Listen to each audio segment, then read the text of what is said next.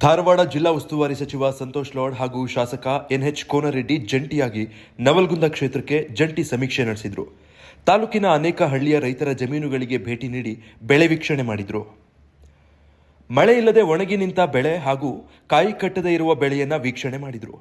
ಅಲ್ಲದೆ ರೈತರಿಂದ ಎಕರೆಗೆ ಎಷ್ಟು ಹಣ ಖರ್ಚಾಗಿದೆ, ಬೆಳೆ ಪೋಷಣೆಗೆ ಏನೆಲ್ಲ ಕ್ರಮ ವಹಿಸಿದಿರಿ ಎಂಬೆಲ್ಲ ಮಾಹಿತಿಯನ್ನು ಪಡೆದರು.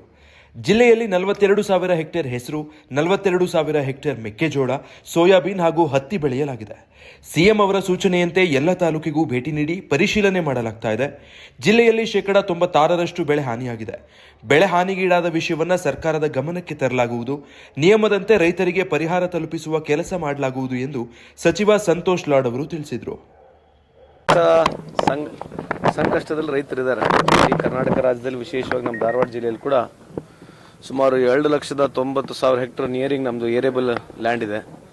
ಅದರಲ್ಲಿ 96% ಅಷ್ಟು ಅಂದರೆ ಸುಮಾರು 2,80,000 ಹೆಕ್ಟರ್ಕ್ಕೂ ಜಾಸ್ತಿ ಬಿತ್ತನೆ ಆಗಿದೆ. ಮೇಜರ್ ಆಗಿ 45,000 ಹೆಕ್ಟರ್ ಜಾಸ್ತಿ ನಮಗೆ ಗ್ರೀನ್ ಗ್ರಾಮ್, ಬ್ಲ್ಯಾಕ್ ಗ್ರಾಮ್ ಇದೆ.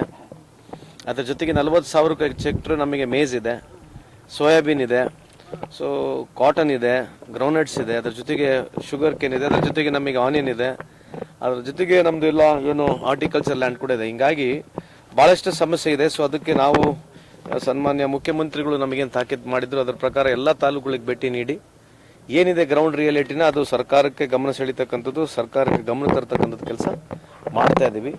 ಸೊ ಇನ್ನು ಮುಂದ್ಗಡೆ ಸರ್ಕಾರದ ಗೈಡ್ಲೈನ್ಸ್ ಪ್ರಕಾರ ಏನು ಮುಂದೆ ಯಾವ ರೀತಿ ಮಾಡಬೇಕು, ಯಾವ ರೀತಿ ನಾವು ಕ್ರಾಪ್ ಇನ್ಶೂರೆನ್ಸ್ ಆಗಿರಲಿ ಅಥವಾ ಈ ರೈತರಿಗೆ ಅನುಕೂಲ ಮಾಡಲಿಕ್ಕೆ ಏನು ಅವಕಾಶ ಇದೆ ಇನ್ಶೂರೆನ್ಸ್ ಕಡೆಯಿಂದ, ಆಮೇಲೆ ಸರ್ಕಾರ ವತಿಯಿಂದ ಏನು ನಮಗೆ ಸಿಗುತ್ತೆ ಅದನ್ನ ರೈತರಿಗೆ ಮುಟ್ಸ್ತಕ್ಕಂಥ ಕೆಲಸ ಮಾಡ್ತೀವಿ ಅಂತ ಈ ಸಂದರ್ಭದಲ್ಲಿ ಅಭಿಪ್ರಾಯ ಕೊಟ್ಟಿದ್ದಾರೆ. ವಿಶೇಷವಾಗಿ ನಮ್ಮ ರೈತ ಮುಖಂಡರು ಶಾಸಕರಾಗಿರ್ತಕ್ಕಂಥ ಕೋನರೆಡ್ಡಿ ಅವರು ಬಹಳ ಮುತುವರ್ಜಿ ವಹಿಸಿ ಅವ್ರು ಯಾವಾಗಲೂ ರೈತರ ಪರವಾಗಿರ್ತಕ್ಕಂಥದ್ದು ಇದ್ದಾರೆ. ಬಟ್ ಈಗ ಕೂಡ ನಮ್ಮ ಜೊತೆ ಎಲ್ಲ ಕಡೆ ನಮ್ಮ ಜೊತೆ ಜಾಸ್ತಿ ನಾಲೆಜ್ ಇರೋದ್ರಿಂದ ಅವ್ರದ್ದು ಒಂದು ಏನು ಸಲಹೆಗಳಿದಾವೆ ನಮ್ಮ ಸರ್ಕಾರಕ್ಕೆ ನಮಗೆ ಬೇಕಾಗುತ್ತೆ, ಅದನ್ನ ತಗೊಂಡು ಹೋಗಿ ಸರ್ಕಾರಕ್ಕೆ ಮುಟ್ಟಿಸ್ತೀವಿ ನಾವು.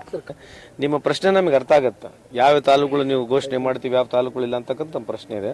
ಅದನ್ನು ಘೋಷಣೆ ಮಾಡಬೇಕಾಗಿದ್ರೆ ಮಾನದಂಡಗಳಿದೆ, ಕ್ರೈಟೀರಿಯಾ ಇದೆ. ಕ್ರೈಟೀರಿಯಾ ಬಿಟ್ಟು ನಮಗೂ ಏನು ಮಾಡಕ್ ಬರಲ್ಲ. ಅದು ಸೆಂಟ್ರಲ್ ಕ್ರೈಟೀರಿಯಾ ಇರೋದ್ರಿಂದ ಅದ್ರ ಪ್ರಕಾರನೇ ಹೋಗ್ಬೇಕಾಗುತ್ತೆ.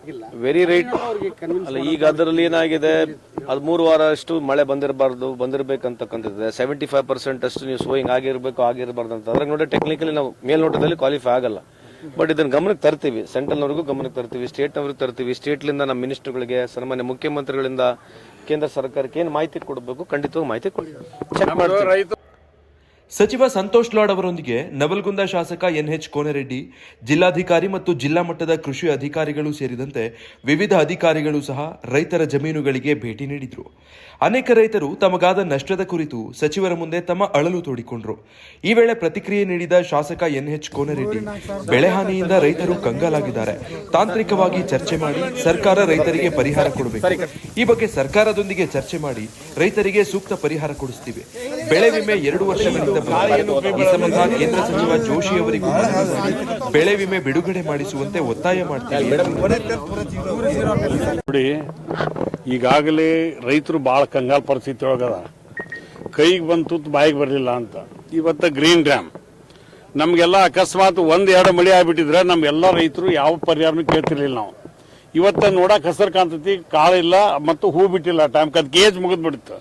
ಅಂತ ಸಮಸ್ಯೆಯಲ್ಲಿ ಒಂದು ಹೆಸರು ಬೆಳೆ, ಒಂದು ಹತ್ತಿ ನಮ್ಗೆ ಏನು ಗ್ರೋತ್ ಬರಬೇಕಿತ್ತು, 100 ಕಾಯಿ ಹಿಂಗೆಲ್ಲ ಹಾಕಿತ್ತು. ಇವತ್ತು ಒಂದು 5-10 ಕಾಯಿ ಆಗ್ತಕ್ಕಂಥದ್ದು ಇದೆ. ಅದಕ್ಕೆ ನಾನು ವಿಶೇಷವಾಗಿ ಇವತ್ತು ನಾವು ವಿನಂತಿ ಮಾಡ್ತಕ್ಕಂಥ ಸರ್ಕಾರಕ್ಕೆ ಮಾನದಂಡಗಳನ್ನ ಸ್ವಲ್ಪ ಬದಿಗಿರಿಸಿ ರೈತರಿಗೆ ಅನುಕೂಲ ಆಗುವ ರೀತಿಯಲ್ಲಿ ಅಂಕಿಅಂಶಗಳು ನಾವು ಪ್ರಿಪೇರ್ ಮಾಡ್ತಕ್ಕಂಥ ಪ್ರಯತ್ನವನ್ನು ನಾವು ಮಾಡಬೇಕಾಗತ್ತೆ. ಯಾಕಂದ್ರೆ ಇವತ್ತು ನೋಡಕ್ ಭಾಳ ಚಂದ ಕಾಣ್ತಾವೆ, ಒಳಗೆ ಬೆಳೆನೇ ಇಲ್ಲ.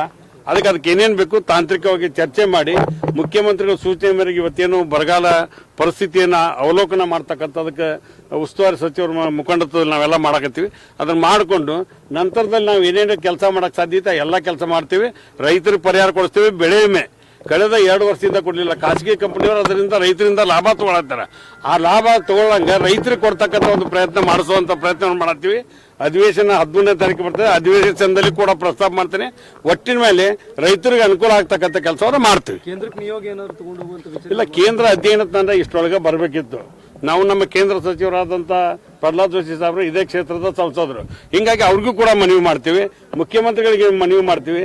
ಏನೇನು ಅವಶ್ಯಕತೆ ಐತೆ ರೈತರ ಪರವಾಗಿ ಧ್ವನಿ ಎತ್ತಕ್ಕಂಥ ಪ್ರಯತ್ನವನ್ನ ನಾನಂತೂ ರಾಜ್ಯದಲ್ಲಿಯೂ ಮಾಡೀನಿ, ಈಗೂ ಮಾಡ್ತೀನಿ, ಮುಂದೂ ಮಾಡ್ತೀನಿ. ಒಟ್ಟು ರೈತರಿಗೆ ಪರಿಹಾರ ಕೊಡಿಸುವಂತ ವಿಶೇಷ ಪ್ರಯತ್ನವನ್ನು ಎಲ್ಲ ಮಾಡ್ತೀನಿ.